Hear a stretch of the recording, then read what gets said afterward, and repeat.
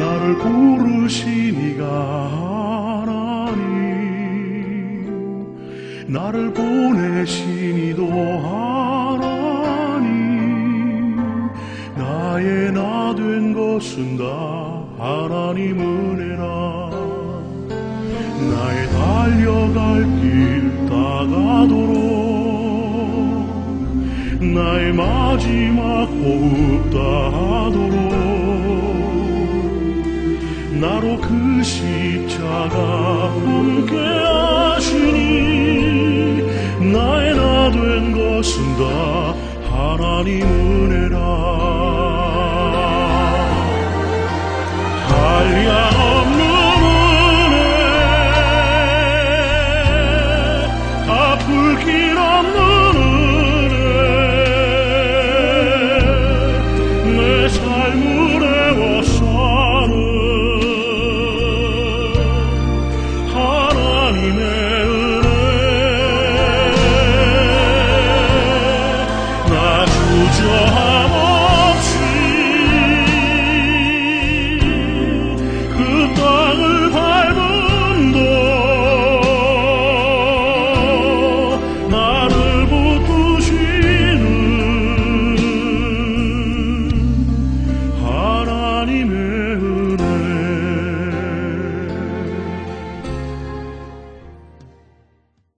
나는 한국에서 최고 남쪽 아주 작은 도시 삼천포에서 태어났습니다. 당시 나의 아버지는 국가 공무원이셔서 이사를 자주 다녀야 했었고, 나의 어린 시절은 주로 삼천포와 진주에서 보냈습니다. 즉, 초등학교, 중학교, 고등학교를 삼천포와 진주에서 다녔습니다. 그리고 대학은 서울에 있는 이화여자대학교 의과대학을 다니게 되었고, 의예과 2년을 수석으로 졸업하고 또 의대 본과 4년을 마치면서 우수한 성적으로 졸업하면서 1986년에 의사 면허증을 취득했습니다. 내가 의과대학을 지원한 이유는 내가 어렸을 때 초등학교 4학년 도덕 시간에 슈바이처 박사에 대한 이야기를 듣고서였습니다. 그는 박사 학위가 2개가 있는데도 불구하고 불쌍한 아프리카에 가서 의료 봉사를 하며 불쌍한 사람을 도운 정말로 헌신적으로 일생을 마친 것에 대해서 깊이 감동을 받아 나도 그러한 사람이 되고자 해서 의과대학을 지망한 것입니다. 나는 정말 대학 생활 동안 공부밖에 몰랐고 늘 반에서 1, 2등을 차지하기 위해서 잠도 제대로 자지 못하고 공부만 했습니다. 사실 이화여자대학교 6년을 다니면서 그 유명한 2대 축제 한번 참가하지 못했습니다. 시간이 아까워서였습니다.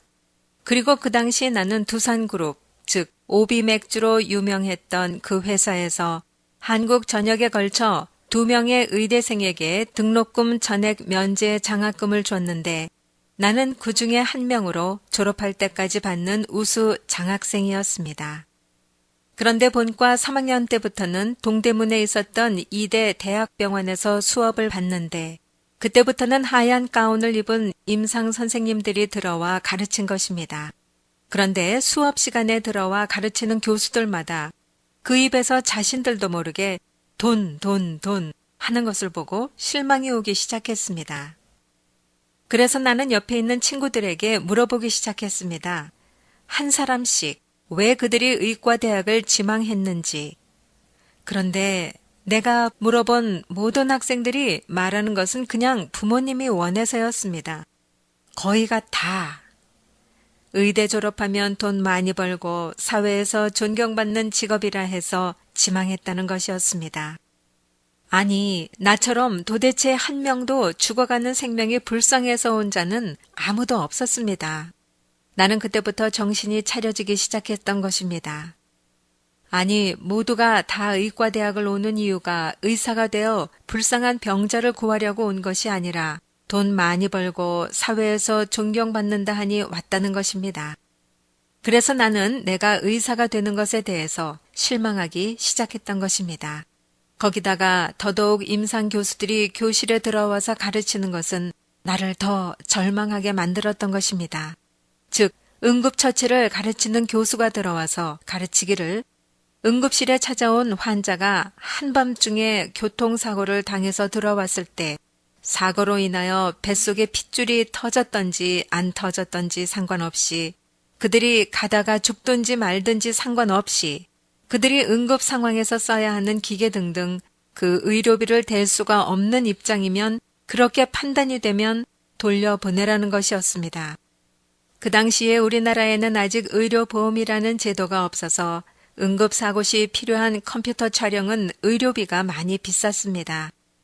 그러나 죽어가더라도 돈 없으면 치료 없이 돌려보내야 한다는 것을 공공연히 가르치는 것을 보고서는 나는 그만 의사가 되는 것에 만정이 떨어져 버렸습니다. 그래서 나는 졸업하고 의사가 되기보다는 오히려 유명한 과학자가 되기로 결심했던 것입니다. 그러면 누군가 나에게 졸업하고 슈바이처 박사처럼 아프리카로 가지 왜 안 갔느냐고 물을 수 있습니다. 그러나 그때 내 나이 이제 22살, 엄하고 엄한 나의 육신의 아버지가 시퍼렇게 두 눈 뜨고 살아계신데 처녀인 나를 홀로 아프리카로 보내줄 리는 만무하다는 판단이 섰기 때문입니다. 그래서 나는 평생 환자를 보는 의사라는 직업보다 오히려 과학자로서 인류 건강에 이바지할 것을 결심하고 2대 의과대학을 졸업한 후에 서울대학교 의대대학원에 생리학 전공으로 석사 과정에 입학했던 것입니다. 3년 후에 석사를 받고 그 다음 해에 동일학과 박사 과정에 입학했으나 내 마음에 차지를 않았습니다. 그래서 이름 있는 과학자가 되려면 미국을 가야 한다는 생각으로 영어를 공부해서 토플과 GRE 시험을 쳐 미국에 있는 브라운대 의대 박사 과정에 입학한 것입니다. 그리고 열심히 공부하고 연구해서 1990년 7월에 미국에 건너와서 3년 만에 생리학 박사 학위를 취득했던 것입니다. 그리고 정말 열심히 해서 3년 만에 동부에서 박사 학위를 마친 후 UCLA에서 4년간 인체 생리에 대한 연구를 해서 30년간 우수 이론으로 내려오던 이론을 깨는 논문을 내게 되었습니다. 이 연구는 세포 수준에서 우리 인체가 어떤 기전으로 신호를 받아 머리까지 가며 또한 머리에서 판단되어진 신호가 어떻게 말초에 있는 세포에 전달되어지는지에 대해서 그 기전을 밝히는 분자 생물학적인 연구였습니다. 이 연구 결과 나의 이름은 아마도 지금부터 약 50년 내지 100년은 다른 사람들의 논문에 인용이 되는 중요한 논문이 된 것입니다. 그리고 내 논문의 결과가 대학원 교재에 오르게 되었습니다. 박사 논문에 실린 3개의 논문은 바이오피지컬 저널에, UCLA에서 연구한 결과는 뉴런이라는 잡지에 실렸습니다. 이렇게 나의 인생은 오직 학문을 위하여 그리고 나의 명예를 위해 살았습니다. 내 삶의 목표는 오직 유명한 과학자가 되는 것이었습니다. 지금 생각하면 나는 정말 헛된 것을 쫓고 있었습니다. 내가 미국 올 때는 1990년도였는데 내 심중의 목표는 노벨 의학상을 받는 것이었습니다. 그러다가 그 상을 받을 확률이 매우 낮음을 인식했습니다. 왜냐하면 아무리 잘해도 나라를 고려하여 국력을 따져서 노벨상이 정해지는 것을 보고 그 당시 우리나라는 일본이나 미국에 비해서 많이 유약한 나라였습니다. 그래서 평생 열심히 하면 노벨상을 받을 수도 있겠지만 그러나 나는 나의 목표를 낮추어 교과서에 내 이름이 오르는 것으로 인생의 목표를 바꾸었고 그리고는 급기야 이 목표를 달성하게 된 것입니다.